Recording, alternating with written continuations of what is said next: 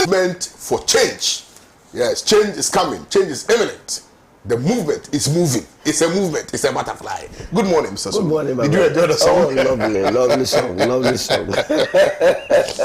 No problem. Attempted coup in DRC thwarted. Daily Graphic newspaper. SNIT Defense plans to sell 60% of its shares in hotels to Rock City. Special prosecutor Domolevo describes plot to remove Ajabin as corruption fighting back. That's on the front page of the Insight newspaper. Parliament approves new ministers. Collins Adomako, congratulations, my brother. Your faith was hanging in the balance, but now it appears that Parliament has given you the green light to operate without any let or hindrance. Congratulations, Deputy Energy Minister Collins Adomako. Good morning, congratulations. Says, let's go to DRC. I haven't followed the story. You know, over the weekend we had a lot to do, so I've not followed the DRC story, but I want to believe that you have followed. So I want to kickstart the conversation with you. Then I come to Prof. Then I end with Honorable Secretary. Please, let's start with you. Yeah, so good morning to my co-panelists. It's been a while that I saw Honorable. As for Prof, the last 2 weeks or so we met. So, and good morning to our own Dr. Mazouk, wherever you may be. He's in the UK. He's still chilling in the UK. He wants to watch the Champions League final before he comes. He's a Man City win again. And they won the league. But Kudus has to leave West Ham. Did you see his goal? It was a perfect goal. That guy. If he decides to leave, he must go to Real Madrid. Yeah, that's the only club in this world. Tottenham beat Man City. You say you were rather happy denying Arsenal trophy. I haven't seen some before.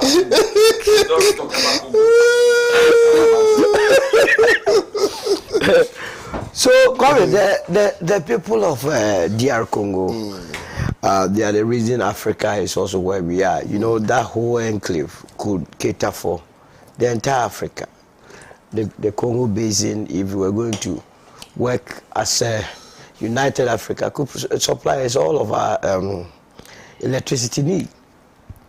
But because of greed, politicians in the DR Congo are just messing the country up.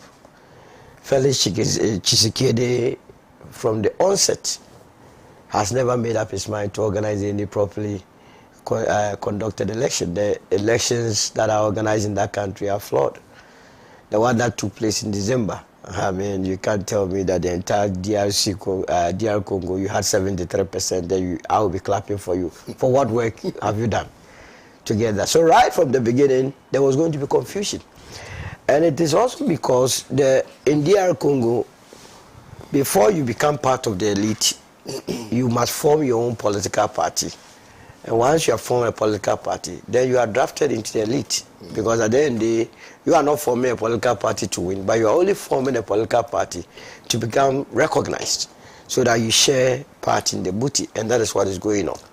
They are also having to deal with Rwanda. You know, Rwanda has an issue with DR Congo. So when you go to the eastern part, there is a rebel group there, that's M23, that is being backed by Rwanda. So they also want to make sure that Tshisekedi... the Kivu area. That's right. Yeah. The Tshisekedi doesn't survive. And it's a whole... It's like Captain Planet. Have you watched Captain Planet before? Let our powers combine to topple Tshisekedi. But Tshisekedi is also enjoying massive support from the power brokers within DR Congo. And that is where the problem. So I see no reason, or I don't see how this is going to end anytime soon. But the lesson here is to our Electoral Commission. The attempted coup, if you listen to it carefully, what is leading to it is how the elections were held. And that must be the lesson that has to be drawn by the Electoral Commission of Ghana. That what we are beginning to see that they are playing with, it has a lot of consequences. This business of additions, we get it wrong. This business of today, 1,000 names have been deleted in what, and we are laughing over it. This business of transfers, by heart transfer, in my own constituency, the last time I was told that, you know, calculates out about 2,000 names, all of a sudden have been transferred into that constituency. And there seems not to be any proper explanation to that effect. This business of BVR machines having been stolen and the EC playing with it must teach us something. That look, no, it's not anybody that can just gloss over some of these incompetence. People may act. So we must begin to do what is right. Now Tshisekedi is feeling the heat. Even their parliamentary election, the arranged parliamentary election in DR Congo, he wants to call it back again because he has realized that the people that he caused the system to put in parliament, they are not the rightful people. And the DR people are not happy with it. So let's always and always do the right thing. This power suck African politicians is so sickening. You come to power, you promise us heaven and earth, and you deliver none. And still you want to force yourself onto the people. And it doesn't work that way. It's disheartening because if you look at the history of Congo, maybe at the time Zaire, King Leopold, what he did, the Belgians, what they did, one would have thought that a lot of important lessons would have been learned, such that in the governance of that country, they would ensure that common sense and, proper rule of law and respect for human dignity would prevail. But it appears that is what is happening. Because, so let's look at it beyond even the electoral malpractices and the inconsistencies, right? It's also the fact that the current administration is not performing well. No, they are not. Because if the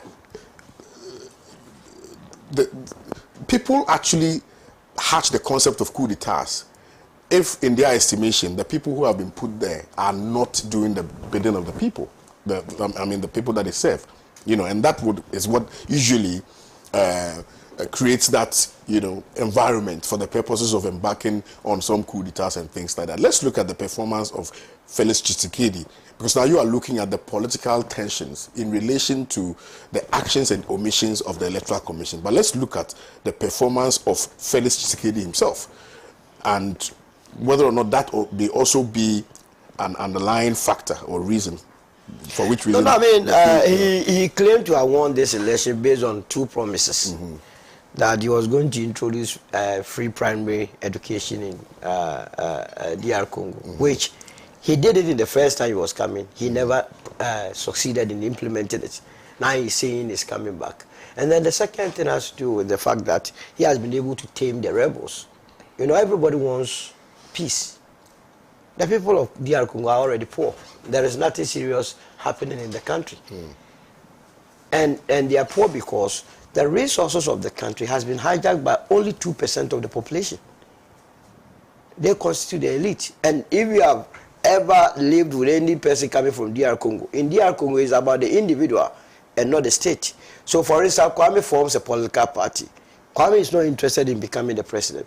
KWAME only wants to be recognized by Tshisekedi. So when Tshisekedi sees that KWAME controls a large number of people, then he co-opts you into his administration. Then if it is about, say, KWAME is coming from Elmina, and there are resources in Elmina, KWAME is given that resources to also manage. All right. Once KWAME is managing those resources, then what KWAME is supposed to do is to be sorting all those guys down there. So it's about the individual. And how can you build a country around individuals? And that is where they are having the issue. And one thing that appears to be the case with this coup is that it is being led by foreigners. Even those that, foreigners are the ones, people holding US passports, Canadian passports, and so on and so forth. They want to topple Tshisekedi. And my position on coup d'etat. It's not something that I always support. But these are some of the things that we must avert as a continent. Leaders, when you come and do what is right, it is the people themselves that will vote for you. You don't have to force your way out. But many a time they come, they will not perform, and they still want to be there. And they don't care whether blood is spilled or not. Because for them, it has to be the power. Power is nothing without control, and your control can only be guaranteed with performance. All right. You're still watching the news point segment here on Pan-African Television. My name is KWAME OWUSU. So let me come to Prof. Wedi on this subject matter, respectfully. Yeah, KWAME, good morning Good once morning. again. And good morning to your viewers. It's been a long time. I saw my good friend, Honorable. I think always I enjoy the statement by our former president years ago, Diufiase. 100%. But there are times I make some adjustments to the statement because we don't live on an island. There are issues that sometimes we have to talk about and then proffer some solutions and all that.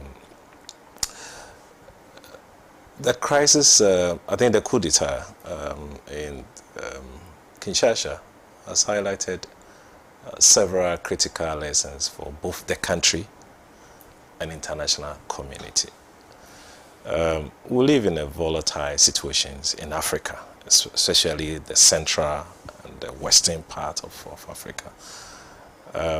If you go back to history, I am not too much, I've not had so much lessons in terms of the major causes for this kind of issues in Kinshasa. But if you go back to history, the first coup d'etat was recorded somewhere in 1960. And then we are told the Mobutu somewhere in 97, I think, 97, 98.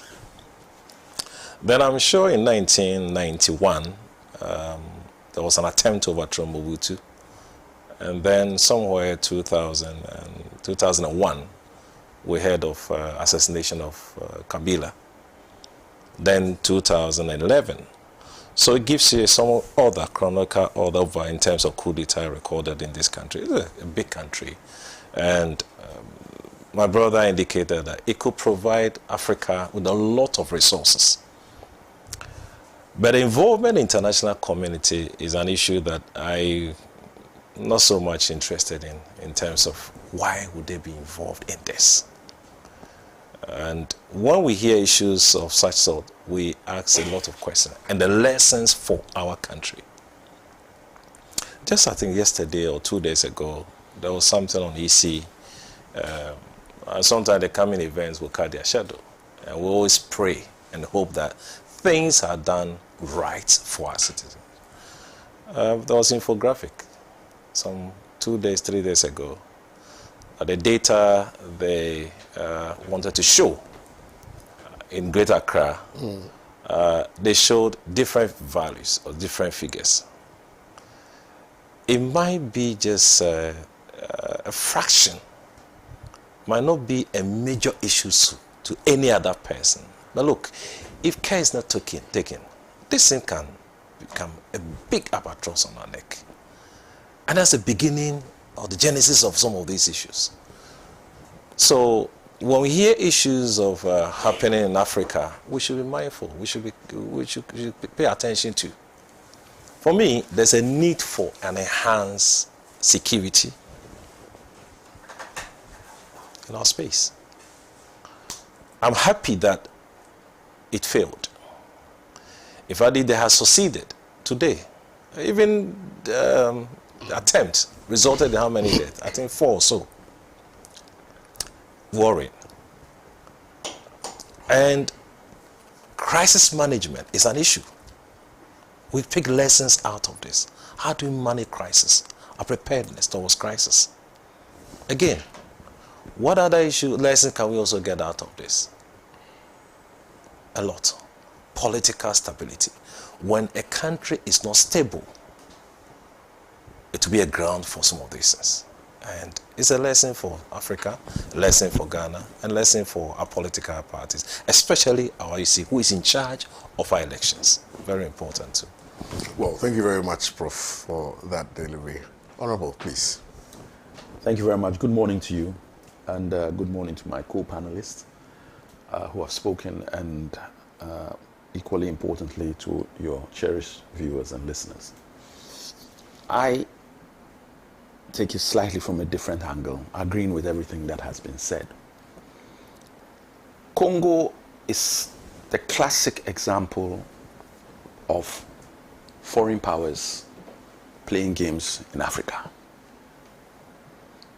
why this coup d'etat, you yourself have said it, the people involved, the mercenaries who were used are not even African, for that matter.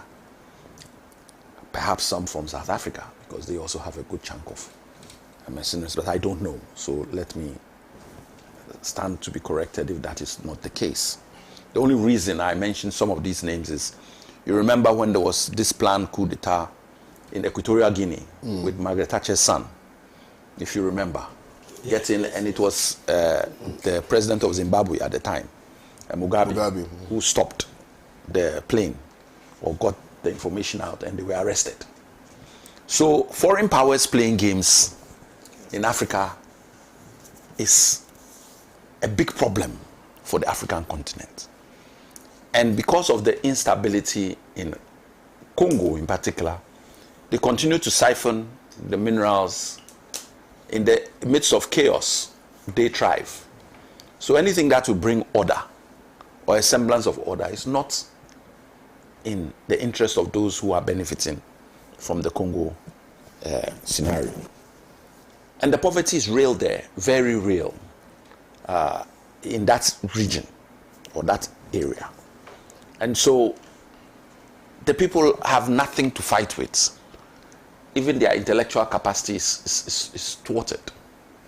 Their ability to raise issues or even have access to media to tell their story, they almost have been left to their devices. We talk more about Burkina, we talk more about other African countries, even though there's some Mali and what, because of the level of, but for Congo, they are just almost like a ship on the water without a till. And whichever way the wind blows, that is where the ship will go. And so today is this gentleman, tomorrow it's another. Then, in the midst of trying to bring order, you then have a situation where you have an election where the people are not satisfied with the way and manner in which elections, and everybody knows that elections are one of the most volatile issues for, one of the main catalysts for coup d'etats. Oh, we don't think that this person has stayed too long, blah, blah, blah. That's why when people are trying to stay longer than their term, the way we are seeing in Togo, etc., etc., it doesn't help anybody, least of all our country. So I'm glad you've mentioned some of the issues that are going on in our country with regard to the EC. You see, sometimes people think that we are too much on the case of the EC. But there are two things that are coming out clearly in the last couple of weeks, months. One, everybody who is being analytical is realizing that the NDC and other political parties are being very vigilant with every step that the EC is taking. The moment you take one foot wrong, we tell you, hey, whereas in the past, to just be some quiet letter, whatever, now we are letting everybody know that this one won't fly, which for me is a good thing. The second thing is that how much is happening that we are not actually seeing? Because if these things are happening which are so blatant, you can actually tell with very little issues. These are simple arithmetic issues. Then what is happening that we are not seeing? That is the concern. Because you are even, this straightforward issue, you are still trying to play games. Then this idea that each time it comes, it was an error. We are now beginning to believe completely that it's deliberate. So the ones you catch us, catch us. The ones that you won't catch us, it has gone through. Are you getting where I'm coming from? Oh, yeah. This is the problem the EC is creating for itself and not us. Why? Because in the last couple of weeks, there are kind of revelations and things coming out about SAL. You know, if you take the presidential figures that came from SAL, that were added to the KWAME constituency, and you take just a simple arithmetic and say, assuming 80% or 70% of that had been parliamentary votes for the Hohoi constituency, Ame will not be in parliament by now. And it will be 137, 137. NDC will be at 138. And they will be at 136. Even with their independence, they will be one down. So let us be clear. This act by the EC of writing a letter saying people can't vote has actually changed the course of our parliament in Ghana. And all this, oh, today you are telling us that, oh, it was something that shouldn't have been done. But you have created a big problem. Bad precedent in the country. So when there's a lot of mistrust against the EC, let the EC know that they are, look, you've made your bed. You've planted corn and we are harvesting corn. You can't tell us that we should look at and think that we are eating pineapple. They're not eating pineapple. You have planted corn. So, EC, beware. You are creating problems. When we speak, you say, hey. When we speak, you say, hey. Why would you even think in your wildest dreams that indelible ink should not be used? And actually take a bill to Parliament. And we have to fight in Parliament to say that, what were you thinking? Why would you say this? What are you planning? People will vote and not have a way of showing that they have voted. So when you do all this and we say we are, then people turn around and say, oh, we have a personal problem with it. No. Kodeo has come out that even if the president will not do the right thing and remove his nominees, they themselves should have a conscience for Ghana and resign. True or false? Have they done it? So when you put all these things together, you are trying to cheat us. That's all that is happening. And when we say it, you say, oh, we don't like EC or whatever. The thing is blatant, very clear. So let everybody learn from Congo. The EC's position in any country is very crucial, and more so in Africa. And they are pushing buttons in many countries in the way they conduct elections. Nigeria is suffering it even up to now. The only saving grace is that because the two people who were involved came from the same party and split, and if you added their votes, they would have won. People have a basis to blame the two of them because they should never have split. That's Atiku and Obi. If they had stayed together, they would have been close to 13 or 14 million. Yes. And Tinubu got 8 million. Right. So if you have split, why are you now blaming EC or anybody? Because the votes were there and you didn't harvest them because of your split. Right. If one of you had been vice and the other had been president, it would have. So that argument is keeping Nigeria where it is for now. So all the things you are saying, you still have the vote. But here where in Sal, you didn't even give them the vote. You disenfranchised them. It's a different matter. EC, beware. Stop what you are doing. This country, among all our problems, the one thing we can say is that we have peace. Let us continue with the peace. We all like the peace. But the way they are going, me and you, we don't have the ability. But there are those. Every house, every country, there's Kofi. Yeah. Excuse me, or there's Kobla. That's my name. So be careful what you are doing. You are creating problem for everybody. Common addition you can't do. What is this? And your reputation is bad. And I didn't create it. Neither did anybody. You are the ones who have done it.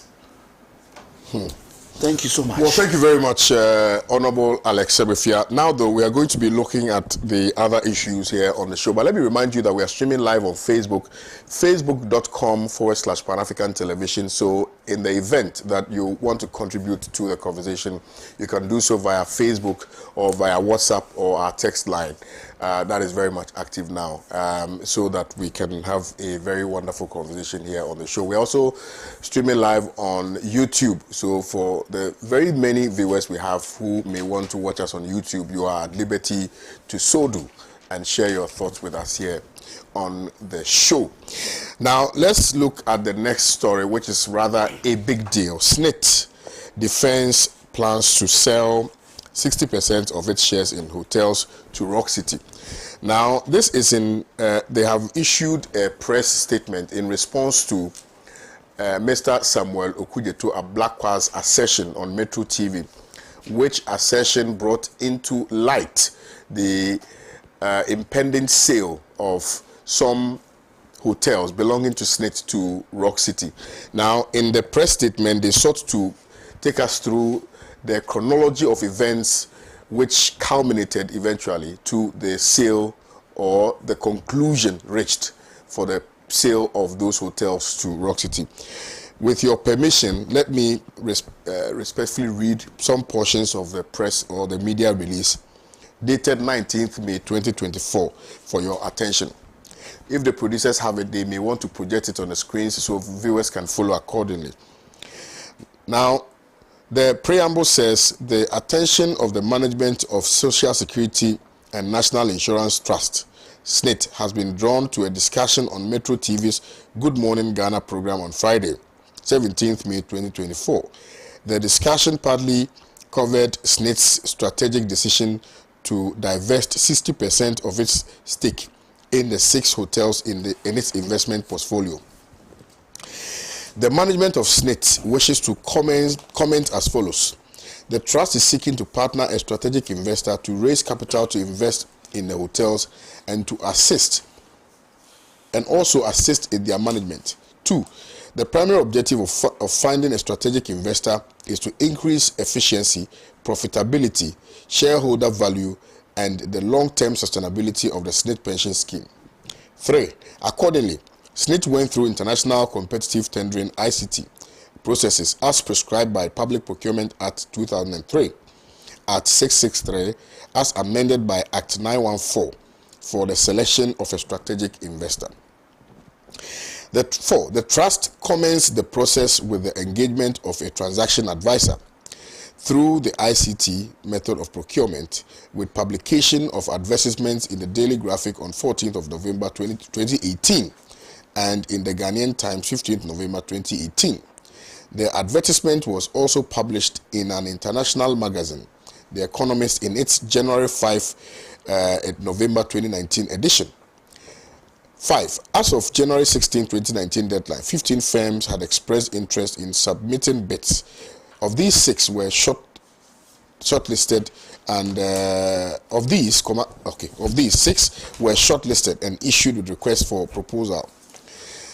Approval was sought from the Central Tender Review Committee for the selection of a transaction advisor on 12 December 2019, and that was granted on 24 December 2019. Following the selection of the independent transaction advisor to guide the selection of a strategic investor, amongst others, further advertisements for an expression of interest for a strategic partner for SNIT hotels were placed in the Daily Graphic on 3rd February 2022 and in the Ghanaian Times on 7th February 2022. The advertisement was also published in the Economist magazine on 26th of February 2022. So now let's limit the discussion, the first part of the discussion, to point 7. There's some confusion which is becoming clearer to me, and I want to understand, because I do know that pursuant to the Public Procurement Act, so amended, right, for any tendering process there must be a certain rules of engagement which must be complied with, failure of which would mean that you are violating the law. Now, on the basis of that, a certain, so if you read point 4, right, a certain transaction advisor was through the ICT method of procurement, was engaged. So that's the first transaction advisor. So following from that, there was a publication on the 14th of February 2018, and a subsequent publication in Ghanaian Times on the 15th of November 2018, right? So this was upon the advice of the transaction advisor. So now bear that in mind. Then it comes back again to say that 7. Following the selection of the independent transaction advisor to guide the selection of a strategic investor. So I don't know whether there were separate transaction advisors who were appointed within those periods, because in 2018 a certain transaction advisor was appointed, although we don't know the transaction advisor, and we have to know. Now, the second transaction advisor was also appointed, and following from that, this was in 2022. So 2018, something happened separately. Then in 2022, a certain transaction advisor was also appointed, and the same publication happened. The same international publication also happened. So there's some confusion there which ought to be cleared. I do not understand why. And that's why I want us to limit the first part of the conversation to here. Now, I'm starting with Honorable Alex Ebrefia because you see, the allegation which has been made by Honorable Samuel Okujeto Ablakwa is not in respect of who really the purchaser is. It's in respect of whether or not indeed it has become imperative for us to sell those state, hotels to an individual company such as Rock City, even though it is clear that some of these hotels are making profits. In fact, Labadi Beach Hotel is making profits over 10 billion or so. So what is really the reason for selling it? And if you read the first paragraph, it says that the trust is seeking to partner a strategic investor to raise capital to invest in the hotels and to assist in their management. 2, the primary objective of finding a strategic investor is to increase efficiency, profitability, shareholder value, etc. So now they know what the problem is. So you know what the problem is, but you think that you do not have the wherewithal to solve those problems, and you are looking for a strategic investor to come and invest and then solve your problems for you. Honorable, it's quite confusing to me. Secondly, from where you said, do you think that the people who actually pay their pensions were consulted before this decision was reached? Because ultimately, it is their money. You see, if it works like a duck, swims like a duck, quacks like a duck, more likely than not, it is a duck. Why am I saying so? What interests me is the conflict of interest issue as well. Because Rock City, I think the main basis for their, and I stand to be corrected, is the hotel that has been put up in KWAME. And there are question marks on that issue as well. But based on that, they are seen as a big-time hotelier. Yeah, so Honorable, I wanted us to look at the first part of the conversation. This is important. So this rather will come to the second part. And I want us to go through the processes. Well, you see, the point you are trying to make is a strategic investor, a tender process was gone through by an independent assessor. Were there 2 independent assessors, one in 2018 and one in 2020? Okay, point. And for me, either way you look at it, the point is that Rock City was in the game from day one. And for some reason, Rock City is the one that seems to have won the bid. So even if you use the 2018 strategic assessor or the independent assessor, and also the 2020, who we also told is independent, the important thing is we need to get the names. And I'm being careful how I'm speaking because the matter has now gone to Shiraj.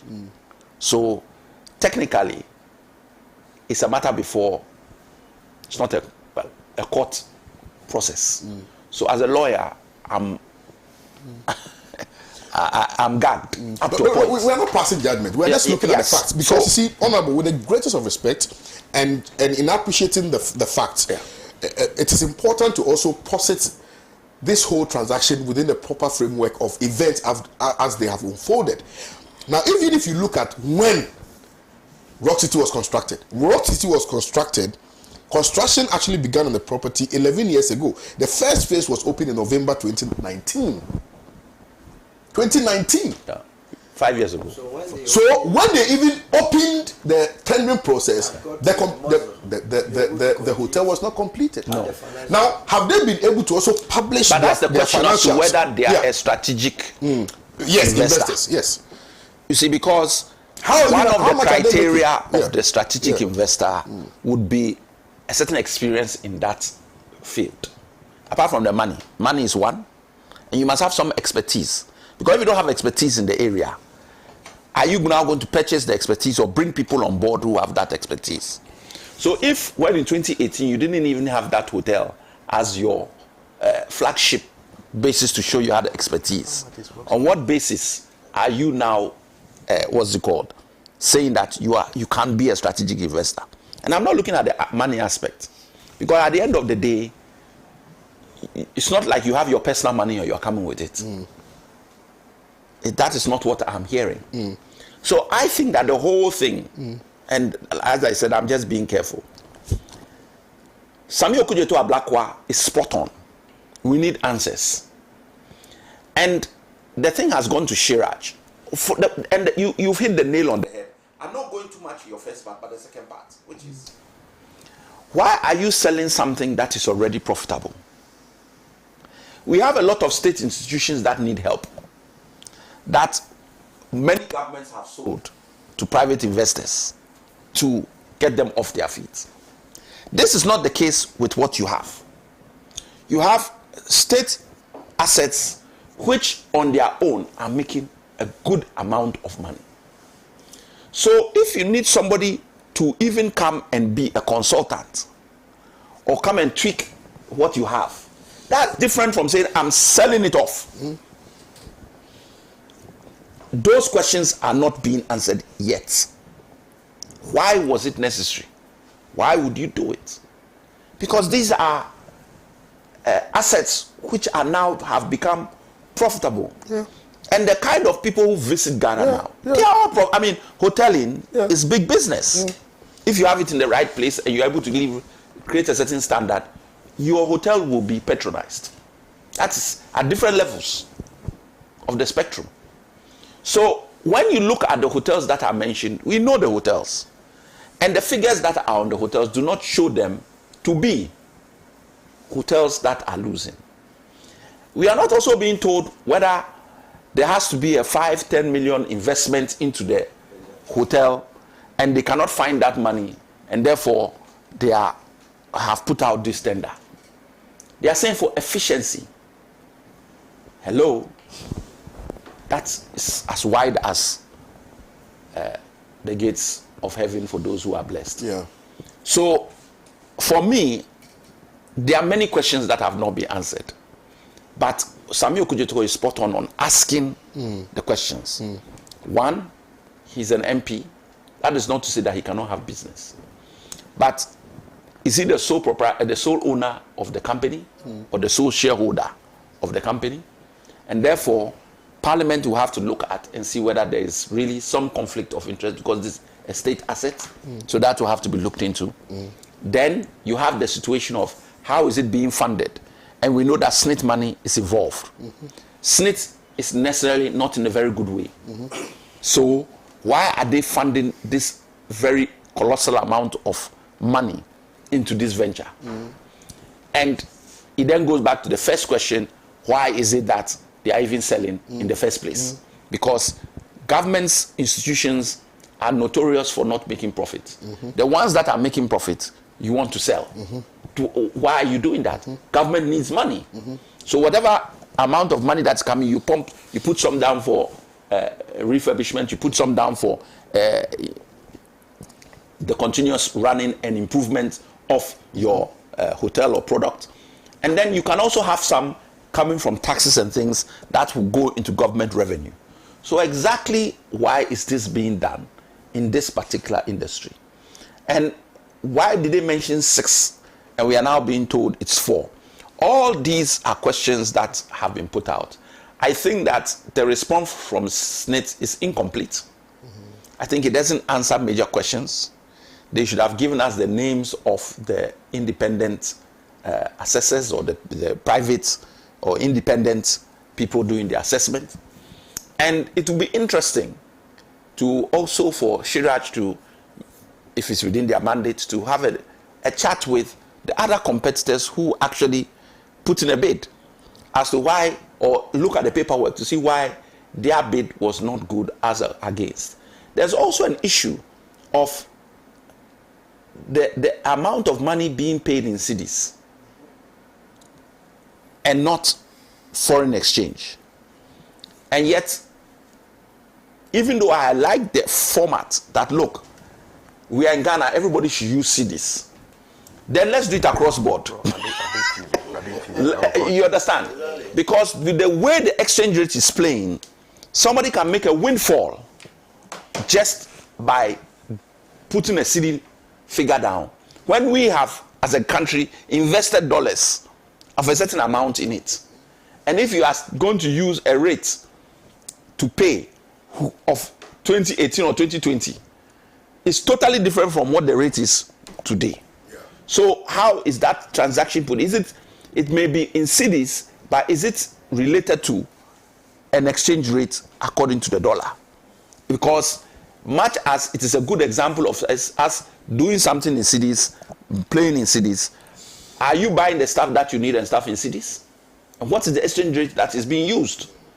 Because straight away, overnight, if he's good at it, he can even pay back the money. Yeah. You understand? Yeah, he can take the money, do some quick business, and then pay back, and then all of a sudden, he's looking good. True. So please, the questions are legitimate. I don't want to go into too much. I'm just not convinced that Brana Champong is coming or is seen as an independent person, especially since he's deep in government. And as a result of him being deep in government, the thing has a smell, as I was saying. It has a certain flavor.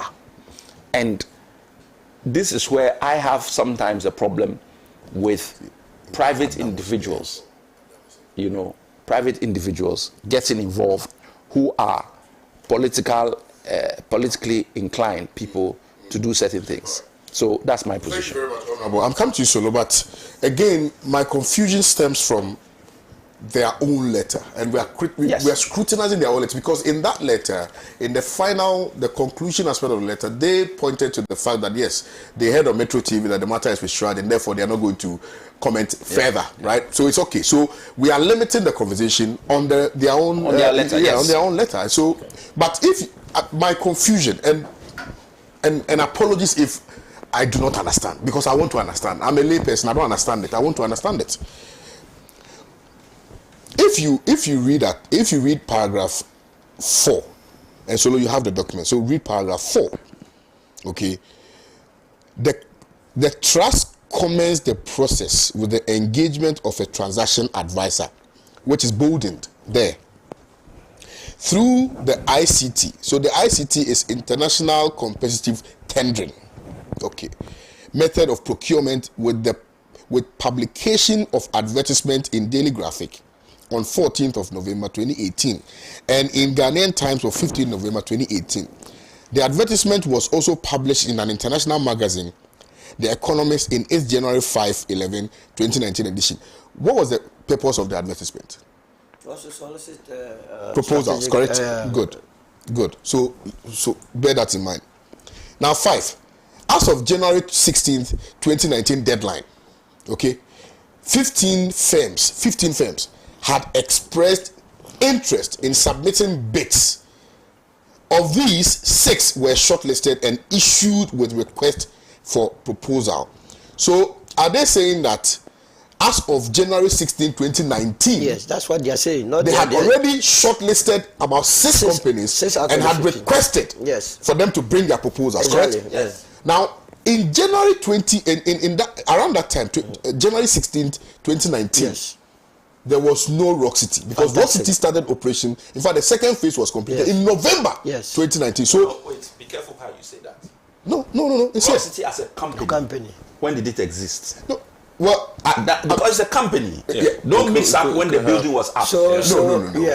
No. I'm just trying to find out when the company was formed. Yes, but let me even grant it that the company was formed in 2018. Yes. Right? So you are looking at a 1-year span. Yeah. For the purposes of saying that they are a strategic partner.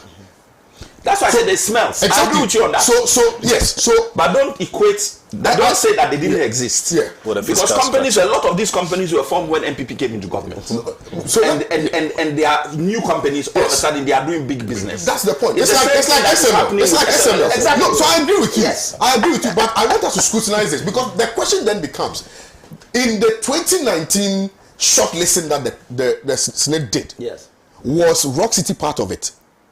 No. The reason being, and I'll explain why. Now, if you move to service, so there were 2 separate publications which had happened, because the first transaction advisor was appointed for the purposes of. Your point is yes, this, that when they started. Why didn't they conclude the agreement when then? They started in 2018. In the 2018. Yes. By 2018, 19. Yes. 15 companies had actually decided interest. Yes. They themselves shortlisted the 16. Fantastic. Without bids. Yes. 6 of them going. Fantastic. Of that 6, was Rock City part? That's the question I'm asking. That's the first and then question. you say in 2020. So now let me move to 7. Okay, let me move to 7. So they say that the point 6 says approval was sought from the Central Tender Committee for the selection of a transaction advisor on 12 December 2019, and that was granted. Why? Because there has been a transaction advisor appointed for the purposes of that in already. November 20. So why did they now appoint a new transaction advisor for what? That's the question. Now, if you move to 7, because this is a prelude to 7. Yeah. Now, the 7 says that following the selection of the independent transaction advisor to guide the selection of a strategic investor, amongst others, further advertisement for an expression of interest for strategic partner for the SNIT hotels were placed in the Daily Graphic. The same process again, which was done in 2016, so right? Were the first one cancelled? That is the question you and I have to answer, especially for the courts. Yes. And that is why I'm saying that maybe I'm a lay person. No, you are spot on. So by reading this one, I am confused, Solo. Yes. Because now they say that now the strategic partner for SNIT hotels were placed in Daily Graphic on the 3rd of February 2022 and in the Ghanaian Times on 7th February 2022. The advertisements were published in the Economist magazine. The same process again. Now they say that a total of 9 companies responded. The first was 15, shortlisted to 6. Now, a total of 9 companies responded to the advertisement by submitting proposals on the 23rd of March, which was our birthday. Yes. All right? 2022. Now, deadline. 6 out of the 9 were then shortlisted and issued with request for proposal. The same process again, right? Now, the qualifying firms were invited for the opening of their financial proposals. Based on the technical and financial evaluation, the Rock City Hotel, that's what it's not called, the hotel, emerged the best. So the question then becomes, the first 6 which were shortlisted in 2019 was Rock City Hotel part of it. And that's why I was making reference to when the hotel actually started operation. And the second phase of the hotel was in November 2019. So there is no way in hell that Rock City Hotel was part of the first 6 which were shortlisted for the purposes of providing this same service to Rock City. This is where I want you to be careful with the language. Rock City Hotel may not have been in existence as a structure. It may be that the company existed. No, Honorable, I'm just reading their letter. Yes, but their letter hasn't said that Rock City is mentioned. You said there's no way in hell. You said no, Rock City. With the grace of respect, yes. I am making reference to their letter. Yes. And in that letter, they mentioned Rock City Hotel. They didn't say Rock City Company. Please, do you understand what I'm saying? Okay. Exactly. They now said, and let me read it respectfully. He said that it's semantics. And this is point 9. I hear you. This is point 9. The qualifying firms, you see, firms, company, right? Firms were invited for the opening of their financial proposals. Yes. Based on the technical and financial evaluation, the Rock City Hotel. But he says it's a firm. Yeah, Rock City Hotel. But, well, it's the hotel. But what I'm saying is that the hotel is the firm. Yes. And you are saying that they were not part of the first. Yes. And that's what we are all arguing. Yes. And I'm saying that this ambiguity in their letter is what is creating issues. Yes. And that's why I'm saying that it is right that Sami has raised the point. Yeah. Because they are, from what you are reading, it's fair to come to the conclusion that when the first bid was done in 2018, Rock City was not part of it. Absolutely. Somebody can come to that conclusion. Then, in order to get the person in, they stopped the whole process. Exactly. They started a new process in 2022 and opened again, new transaction advisor. Thank you very much. And then in that one, Rock City becomes part. Fantastic. And then Rock City, that's why I'm saying now when it walks like a duck. Yeah. So let me come to and I'm best being very careful because all these things have to be clarified. Then we go to town. Absolutely. You understand where I'm coming from? Because and that's why I'm saying that Sami was right. These things are not adding up. So come out, and even their response is still making the thing murkier. Yes. So come out. And it's not good enough to say that if you responded to this level, it's not good enough to say that we are in court or Shirel has no. give us the facts. As of facts, they are facts. So give us the facts clearly, and then go and argue the substance of those facts in court. That's all. But at least if you started, you also just have written a letter that due to the fact that we cannot respond at this stage. But you've given us some, because you know that people are going to take you to talk. So either you are not giving the facts, or you are giving. Absolutely. But don't give us things that are going to make the water murkier. Absolutely. So let me come to you on this whole subject matter. I mean, you have, as it were, dissected the issue and given pointers as to the areas that SHRAJ must be looking at. I am not even comfortable with SHRAJ. This has to be a public inquiry, a parliamentary probe. SNIT money is for pensioners, is to take care of pensioners. So when we go and reduce it to SHRAJ, the matter becomes, at the end of the day, lost in the ocean. And then, especially in this year that is an election year, you will see that you will forget about it. Rock City, I have tried to, like Honorable is, and I understand where Honorable is also coming from. Is there any company in existence called Rock City Hotel before 2018 that probably partnered with the Rock City Ghana and so had the muscle to, as it were, put in a tender or put in a bid to become strategic partners of SNIT? See, to be able to understand this whole thing, you must go back to the Ejapadi deal, that Ejapa book.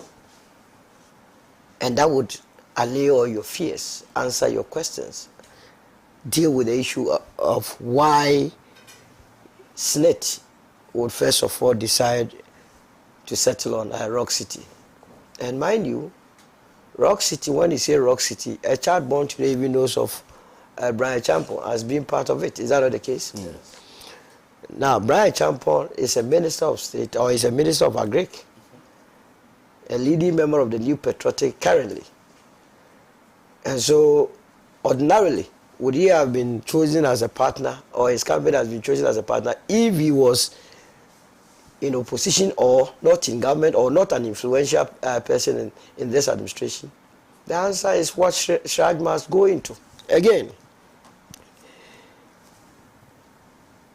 the current Senate boss, I mean, all these things are coming. You must link this to why the former Director General of Senate was removed from office.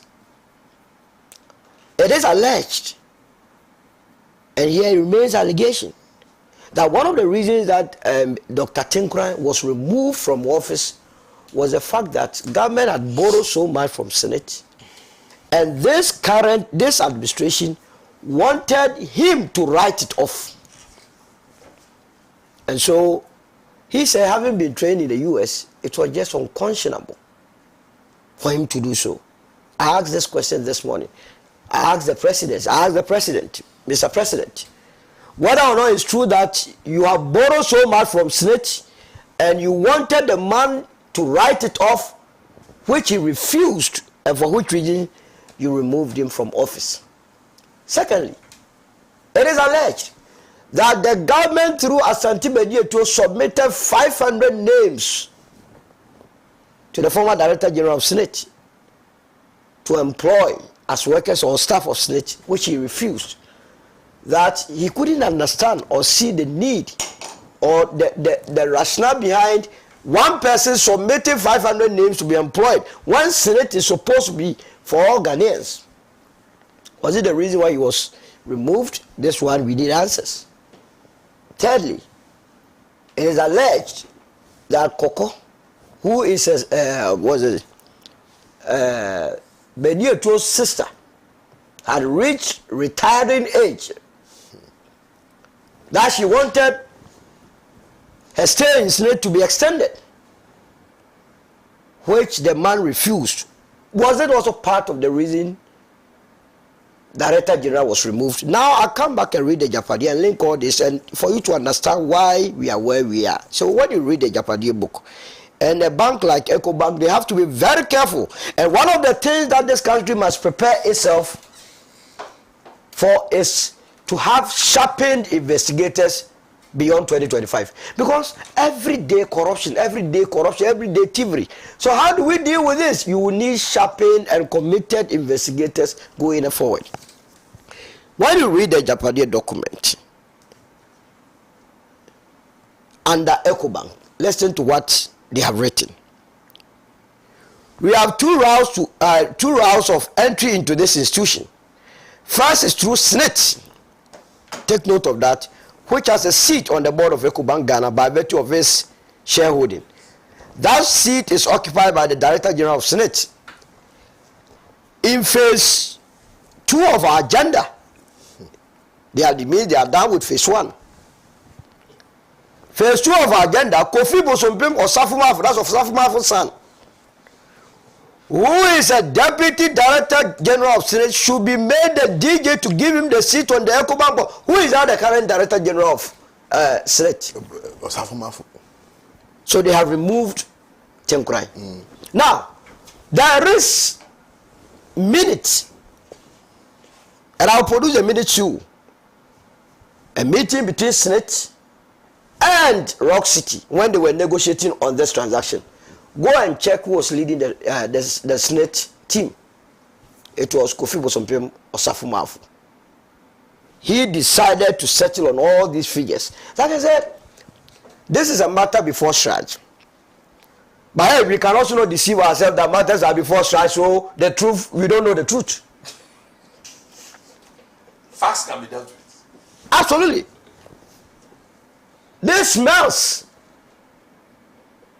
In 2018, like you were saying, I have googled, I have checked everywhere. I'm yet to see Rock City anywhere. In fact, what they say, any Rock City hotel you make mention of, they link you to Ghana. Yeah, now, if it is the case that Rock City Hotel was in existence even in 1990, SNIT is saying they have decided to offload these hotels to Rock City because of their managerial competence. What sort of hotel? What had they done in the sector to have necessitated the hotel being given to them? They said they were looking for strategic partner because they didn't have money. Hey, SNIT every month you are deducting money from workers. You don't have money, but Rock City will have. What are we talking about? No, they should publish how much they are making in revenue. No, we are even coming there. You see, the point is that SNIT is sitting on money. So the issue cannot be that SNIT does not have money to refurbish the hotels to get a much needed revenue. Look, if you read some of the minutes, some of the hotels have 90% occupancy rate. Yes. It means these hotels are not hotels that are making losses. They are making profit. So on what basis would you give it to Rock City? If it is not for chop, if it is not to link it to the Japadia story that I'm telling you. To have control even in opposition. To have control, to control us so that kingdom come. That their forebears will grow up and come and tell our children that our fathers fought for this country. They were smart when your parents were thieves. Because I couldn't steal much. Why the introduction of SML? Why the introduction of PDS? Why the introduction of GVG? All the most important and lucrative sectors of the economy, they want to get a hold of it. Collapsing banks here and there so that your bank will be the number one bank. You see, eventually, somebody had even mentioned, even though it's not, that even Bank of Ghana, they wanted to now, But the people have strategy for every sector of this economy. They had one for the electricity or the power sector. Power sector. They had one for banking sector. Communications. They managed to collapse a lot of banks so that all of us will be poor. And they have succeeded in eroding or removing the middle class.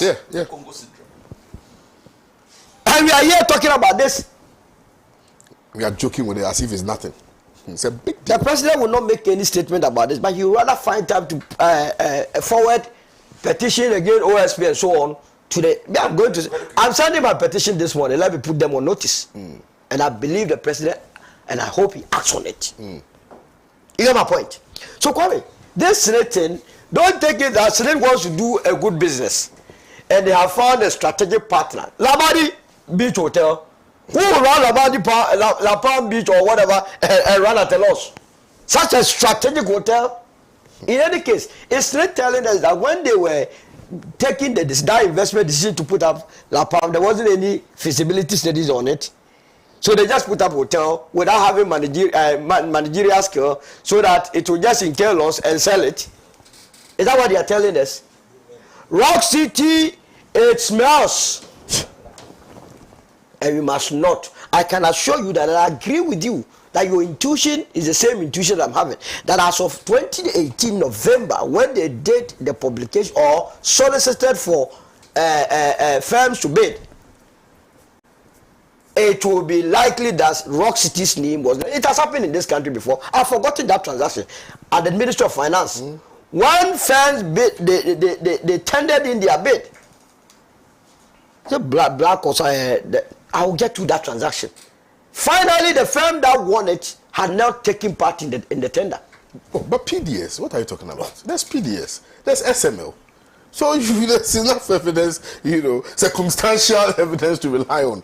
So SNIT has written beautiful nonsense to us this morning. So look, it's chop chop. Yeah, it's all about chop chop. Thank you. But I mean, let me put this out. Let me put this out. In the interest of justice and in the interest of educating and informing the people of this country, we are directing that the SNIT publishes the transaction advisors, the first transaction advisor and the second transaction advisor. We want to know who the transaction advisors are. You have even reminded me. I nearly forgot that my firm pays SNIT and they have been chasing me with calls of, hey, I demand it. Look, it makes it even serious. Yeah, we want to know. So what time they bring you someone, come to court. You have to squeeze the money through your nose. This is what you have been doing with our investment. The boss of SNIT must immediately, as a matter of urgency, make whatever findings they have got in public. I even forgot myself that I'm an interested person in SNIT matters. That I do contribution. Now, this is what you are doing. And these issues are coming out because a certain Kofi Bosompimo Safu Mafu, who has been captured in the Japadia book as the one who is going to do the bidding of this administration, has taken over as the Director General. Now the President must also do as the greatest honor by telling us why he removed Dr. Tinkrine. We must know, because, and Dr. Tinkrine too must speak. This business of when things of this data happens, you go and sit in your house and you call us behind the scenes, they did it, I don't like it. Dr. Tinkrine, speak. You are not a child. You are not mumu. You are not mumu. Speak. You know the truth. You know what they have done. If you claim to love this country, why are you sitting on the bad things that people have done to SNIT? Including sale of assets. Giving it out cheap. Cheap. What is 6 million, 7 million Ghana cedis? Charlie, it's terrible. Anyway, you're still watching the News Review segment here on Pan African Television, and this is where we say it as it is. We don't mince words, we don't embellish things, we don't sugarcoat words just so we please people. We are not paid by anybody, so we have to speak the truth. We have to defend the will of the people of Ghana.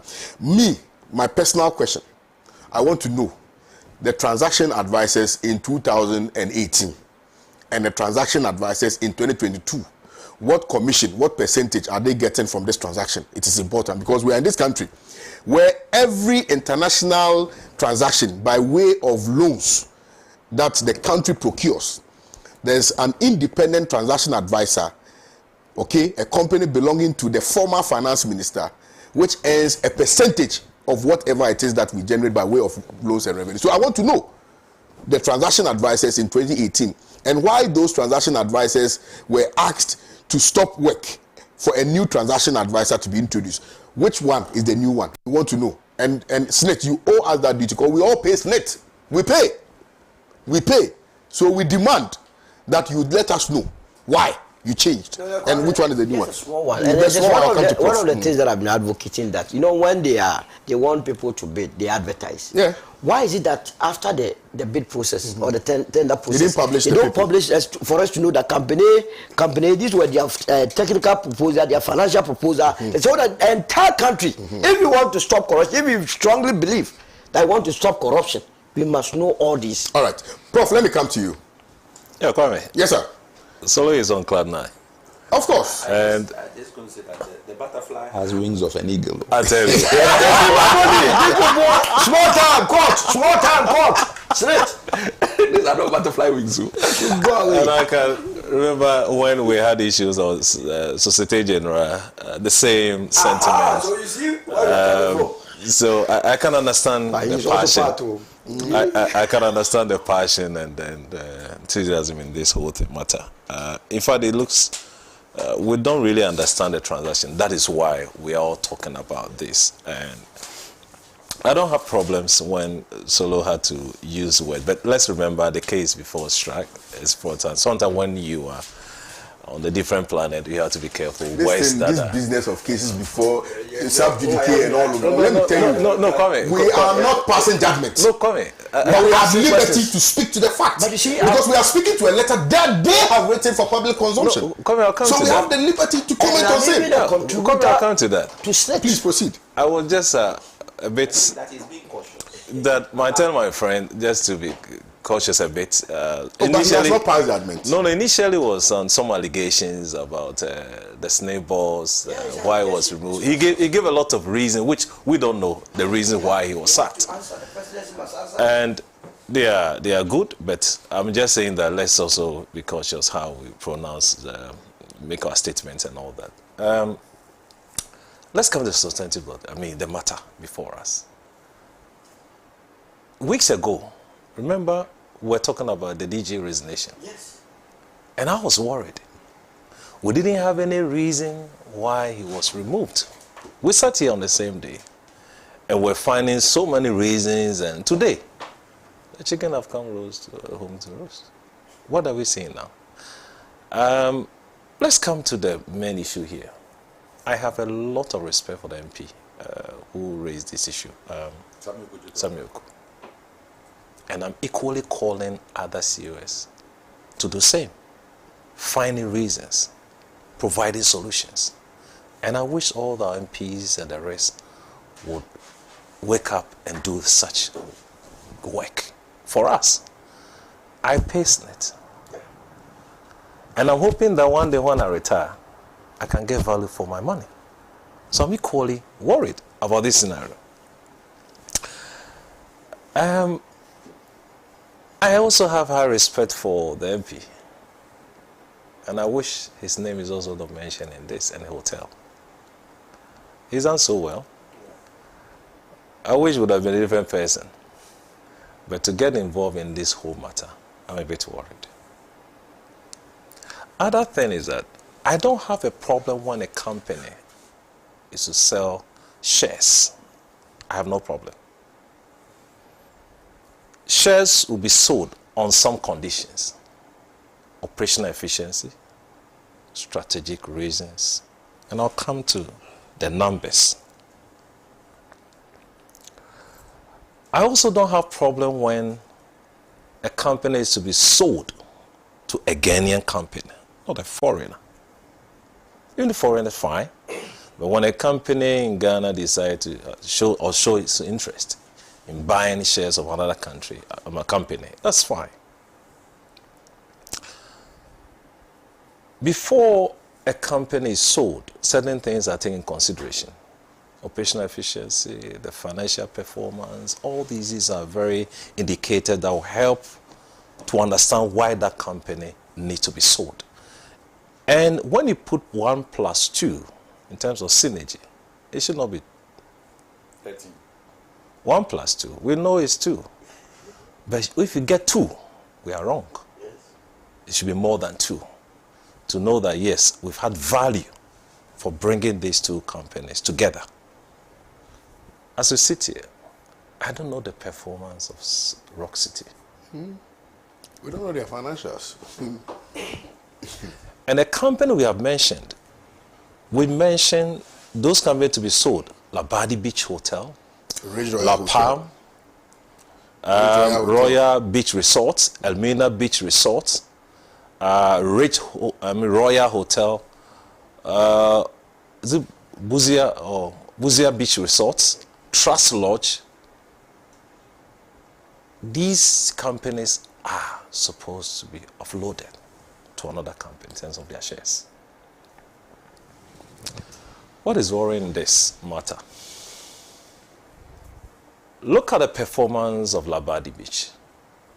And Kwame, I'm sure you were equally worried when you talked about 2018, company listed, and in 2020. I don't have an idea whether it was part or not. And you've called for the list to be published. And I also want to see the list. Because if that name was not part, why have it been included now?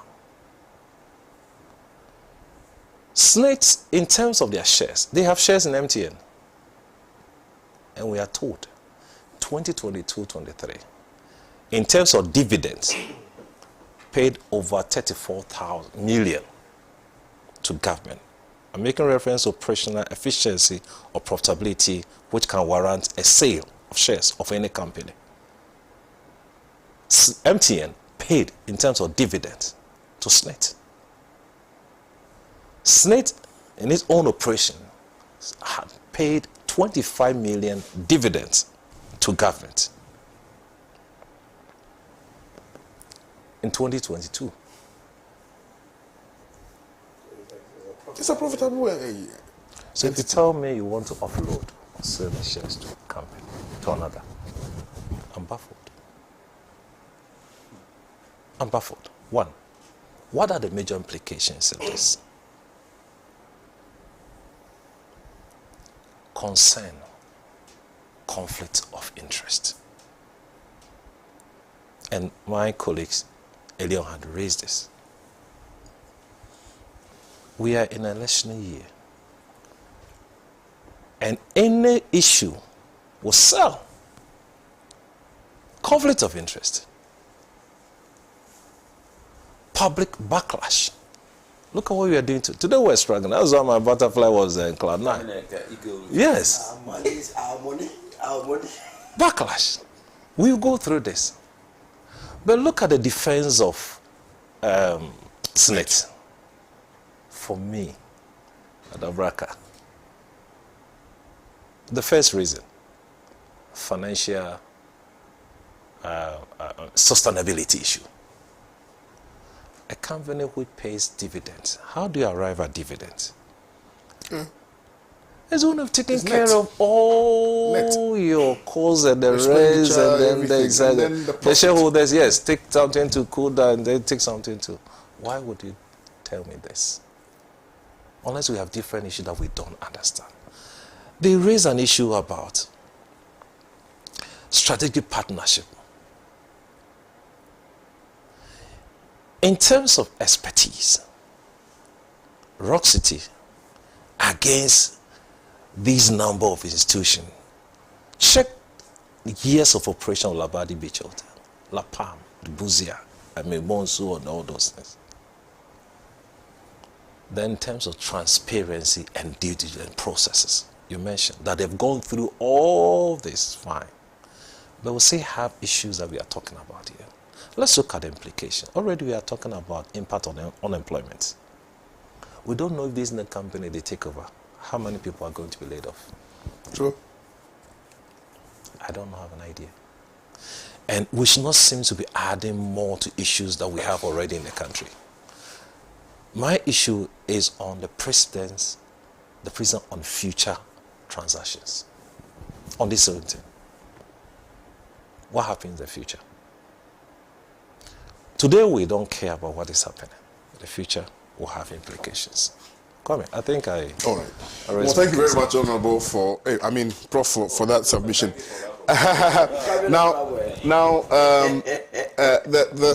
So let me just read. Of course, I like the media press. You see, it's very good. You know, it's in response to Okujeto Ablakwa. Point 8.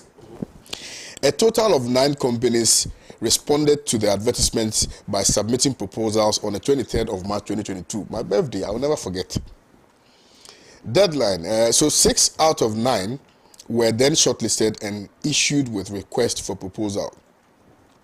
The qualifying firms were invited for the opening of their financial proposals. Based on the technical and financial evaluation, the Rock City emerged the best. Based on the criteria set out in the RFP, Rock City Hotel submitted the best and strongest technical and financial proposal amongst those received. Consequently, it is in the negotiation with SNIT to buy a 60% stake in each of the 4 hotels: Labadi Beach Hotel, La Palm Royal Beach Hotel, Beach Resort, Ridge Royal Hotel, and Elmina Beach Resort. Bids for Buzia Beach Resort and the Trust Lodge were considered to be unsuccessful, so they are no longer part of the hotels covered in the process. So we want to understand why bids. So are you listening to me? I'm listening. Why bids for Buzia Beach Resort and the Trust Lodge were considered to be unsuccessful, so they are no longer part of the hotels covered in the process.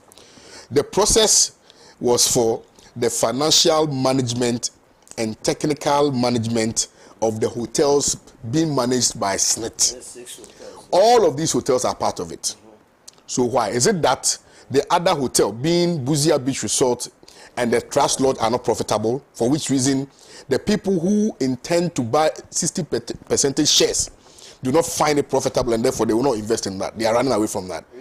Because the truth of the matter is that Buzia Beach Hotel is not really a hotel that anybody would want to invest. Even the facility is dilapidated. Trust Lodge, I have not visited there, so I don't know what it is, right? So now, what are what is the criteria, or what are the nuances, that they looked at for the purposes of arriving at a decision that Buzia Beach Resort and Trust Lodge were unsuccessful? I want to understand it. Yeah. Was it based on financial? Was it based on technical? What is it? What is it? Because they have stated to us why the others are being sold. Yeah. So they need to tell us what exactly is it that made the other transactions unsuccessful. So please ponder over this. Then the process of getting a strategic investor is in its final stages and therefore not yet concluded. It was mentioned, okay, so this one is talking about the fact that the petition shrine and things like that. But for me, my interest is why others were considered, why others were not. It's very, very important. It's a bad deal. Where you are told that you have the technical muscle, the financial muscle. So why are you running away? Why are you interested in specific ones? Juicy ones. Yes, specific ones. I like that. Yeah, juicy ones. They are running away from the trouble ones. Yes. All right. I think this one, we'll leave it for the viewers to ponder over it. You're still waiting for the response. So. No, we have to. I wish whether they will come out to say that's another issue. It's a bad because case. they have to come out and claim. No, we need to understand it, because for me, from what I said, I don't understand why others will be considered and others will not be considered. You see, it reminds me of, I don't know why we do this to ourselves as a country. I still have a sad feeling about the Jacob Bishop Lamte case in that state. Yeah. You see, it's not that you can't, the court have ruled that you can buy. Exactly. Which I have question marks about. But the court is the court. But why would you do it? That's it.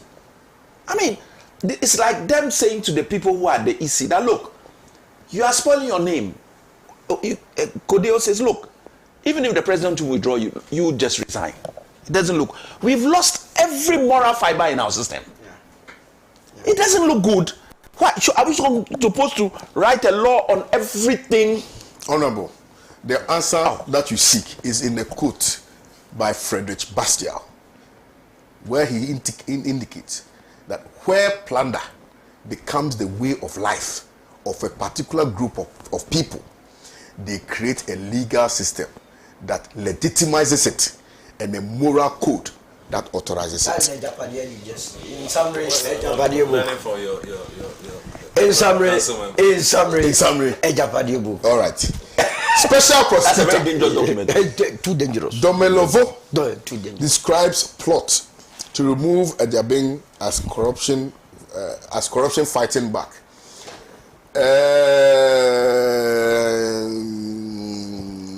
Honorable, let me start here. I intend not to comment on this matter because I think you did not. That this is our senior.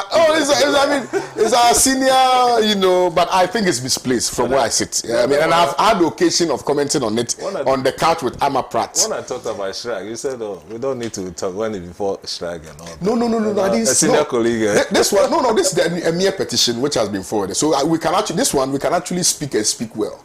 But I'm only saying that I do not respectfully, because if you read the Special Prosecutor Act, okay, the Special Prosecutor Act outlines the, you know, sort of gives us basis for removal. Yeah, basis for removal of a special prosecutor, which is in section 15(1) of the Act. That's correct. And then if you are able to satisfy the criteria in 15(1), then it triggers 15(2).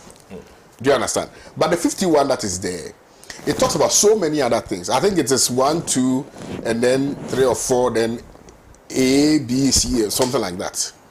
But all the things that are there, it talks about incompetence. It talks about divulging, you know, or breaking or violating really the oath of secrecy and the oath, and acting in ways which has some economic implications and things like that. I mean, criticizing the judiciary, I think, because the president has ever criticized the judiciary before. I don't find anything wrong with it. If a judgment has been given and you are unhappy about it, you can comment on it, you can lament on it. You may not necessarily insult the judges, but you can say that, oh, as for this one, you think that it's definitely your thoughts. Yeah. But Honorable, you let me come to you. I mean, I have very little to say on this matter. I don't intend to speak any further on this. In the petition sent by Senior, I think that the strongest point he makes there was the issue on the procurement, potential procurement breaches. I don't have faith in the other items that he listed. I think he listed 6 or 7 items. 6, yeah. And the last one was the procurement. That will be looked into to see, because we don't even have the detail of whether what is being said occurred or amounts to a breach of procurement. I was a bit saddened by the petition simply because a lot of the things that were mentioned are things that my senior Martin Amdu himself suffered when he was OSP. So I would have rather felt that he should be sympathizing and encouraging the young man and pointing him, if there have even been flaws, find a way to point him in the right direction. Because Martin Aminu's removal was already suspect in its own, in the way in which it was done. And you know his response. We added to our literature Mara Septant of corruption by the time he had left. And that was in reference to the president. So we are clear in our minds that he is not necessarily a favorite of the president, or for this matter, this administration, at the time when he was leaving office. And so it begs the question where if your successor is also going through challenges, most of which actually had to do with staffing. Remember, he said he wasn't funded well. And so if your successor is now in a position to get some money to get some people in, this idea of poaching is, for me, not the way forward. And I think he could have dealt with it in a different way. If he felt so strongly about it, he should have been. And he may have done, I don't know. Try to have a meeting with Kissie Japing, or even speak to him separately if he felt so strongly about the issues.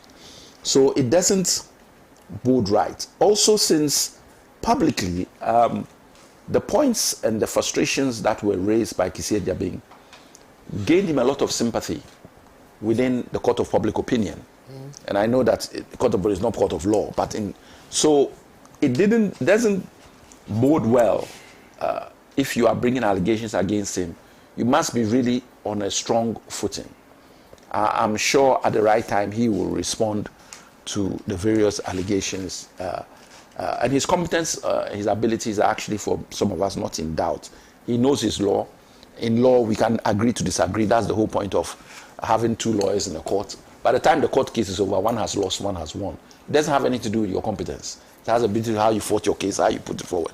So people may agree or not disagree. So I have no problem with his competence, ability as a lawyer.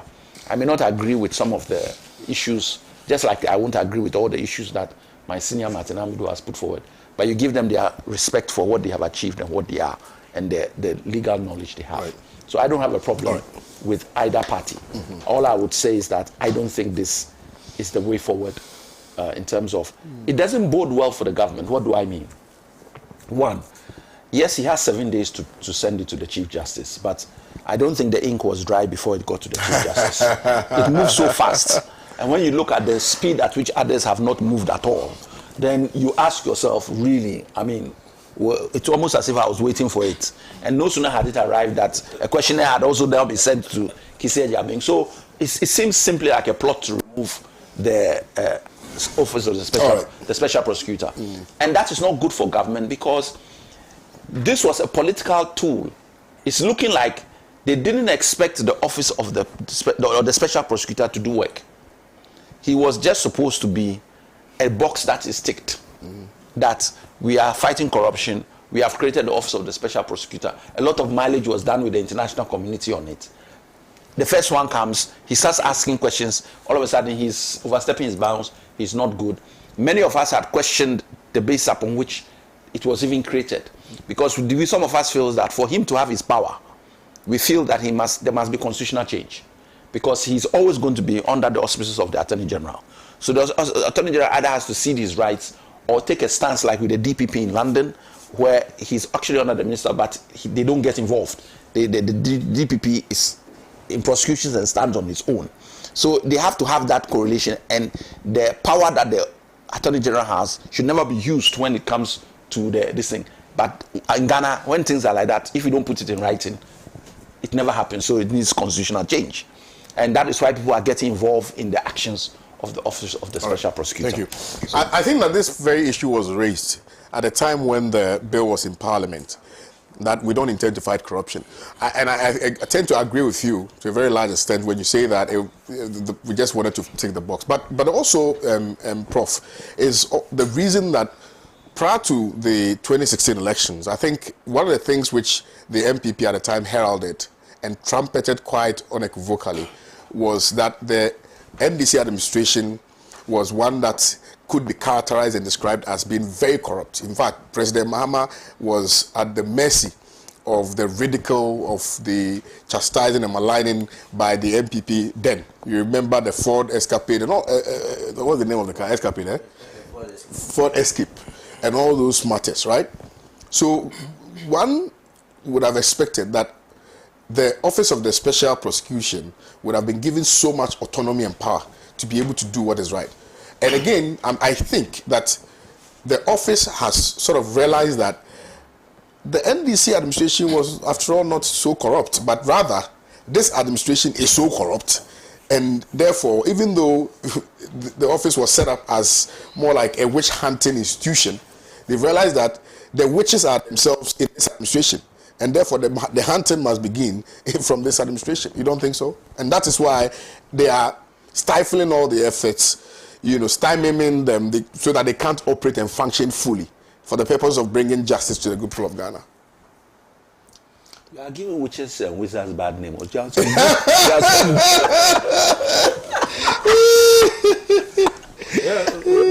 difficult to answer this question. No, you should answer. We'll make an attempt to. You should answer. Find a reason for this. In a country, every day we wake up to hear this corruption. In fact, if you check on the internet, Google word corruption, I don't know the result you get. A lot. And in law, 1 + 1 is not 2. In finance, yes. If we put 1 and 2 together, it's 2. But law is complex. The background to this story: colossal and huge sums of money found in the minister's house. How much was it? I think 1 million. The dollars was 1 million. The dollar, and the pound was in 300 and something thousand. According to this, 1 million. So what was left, we don't know. 1 million was stolen. And then More was in the house. Yes. So we don't have, records of the one that we. According to the video. Which for me was worrying when I heard the story from the beginning. As a finance person, we'll be calling for financial inclusion all the time. Why should such an amount of money be kept in someone's residence. That's my issue. We've had a lot of battles from courts. A lot of characters have come in. One is who brought that issue? Was it Manasseh Azuri? Yes. Yes, initially. Was that SML? SML is Manasseh. But this one, I'm sure, was a Manasseh. No, with this one is the media. I mean, The it media. went to the police and They court. reported the girl. Okay. So the matter went to court, and then they took they The broke case, the news okay. from Yes. there. So you realize there's been back and forth. Went to court now. So special prosecutor now jumped in. Yoko. Then it's becoming one too many. I don't know when we can have solution to this. We can change government. But that could be a fairness, yeah. It's become one too many. And you know, when the issue is kept for that long, we lose the potency of the case. How many years now since this? We have not had solution to this. We are told that now they want to charge her for money laundering. What is the basis for money laundering? When you benefit for illegal activities, that's what I know to be money laundering related issues. It's difficult to talk about this case. And I'm thinking that if he is removed, for me, it undermines public confidence in the institution that we have. It shouldn't. It shouldn't be removed. You know, we are calling for accountability every time. Why should it be removed? Why this letter at this time? KWAME, it's an issue for consideration. Right. But I think our court system should be able to have this issue resolved. And if you do politics on corruption, you have to be careful. Yep. That's a lesson to our political parties. This issue about corruption, we shall be very careful. If you want to benefit from issue about corruption, you have to be careful when you also come to government. That's what I'm saying. All right. So, take us away. So, Martin Amidu was there. He was a former OSP. The first. The first SP. SP. And the former. The first and the former. And he, in his own wisdom, described the current president as the mother serpent of corruption. That corruption, I mean, corruption's campaign. And I was wondering why he would then send a petition to the mother serpent of corruption to do what? Corruption already is negative. Negative. Then you can be the mother of corruption, but then you are separate. This is Martin Amidu describing the certain president too. And as we speak, the certain president has not rebutted that description. And listen to what his basis for the removal, and that is what freaks me. Which childish, He says, KWAME is serious. So I don't know why Martin Amidu would do that, but it's serious. He says, one, on encroachment of authority.